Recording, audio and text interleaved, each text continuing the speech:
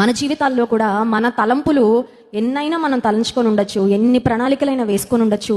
దేవుని దగ్గరకు వచ్చి రాత్రికాల సమయంలో, ప్రభా నీ చేతిలో ఉన్న ఎరేజర్తో ఒకసారి నేను తలంచుకున్న తలంపులు, నేను ఏర్పరచుకున్న మార్గాలలో ఏమైనా మిస్టేక్స్ ఉంటే నువ్వు కరెక్ట్ చేయి. ఏమైనా తుడిచేయాలంటే తుడిచే ప్రభా, పర్లేదు, నేనేం బాధపడను. ఒకవేళ ఏమైనా మార్పులు చేర్పులు చేయాలంటే ఐఎమ్ విల్లింగ్, నేను సిద్ధంగా ఉన్నాను. ఎడిట్ చేయి ప్రభా, మార్చు. నా తలంపులు ఏమైనా నువ్వు కొట్టేయాలంటే కొట్టే. నీ తలంపులు ఏం కలపాలో కలుపు. నా జీవితం ఒక వైట్ పేపర్గా నీ ముందు పెడుతున్నాను. నా జీవితాన్ని నీ ముందు నేను ఎలాంటి షరతులు లేకుండా నీ ముందు పెడుతున్నాను. నీ తలంపులు నెరవేర్చు, నీ కార్యాల్లో నడిపించు అని నీవు దేవునికి అప్పగించుకోగలిగితే, యెషయా గ్రంథం 55వ అధ్యాయం 9వ వచనంలో ఒక్క మాట చదువుకొని ముగించుకుందాం.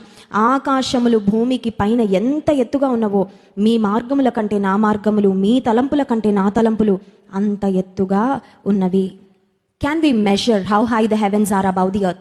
భూమి పైన ఆకాశం ఎంత ఎత్తుగా ఉందో ఏ శాస్త్రవేత్త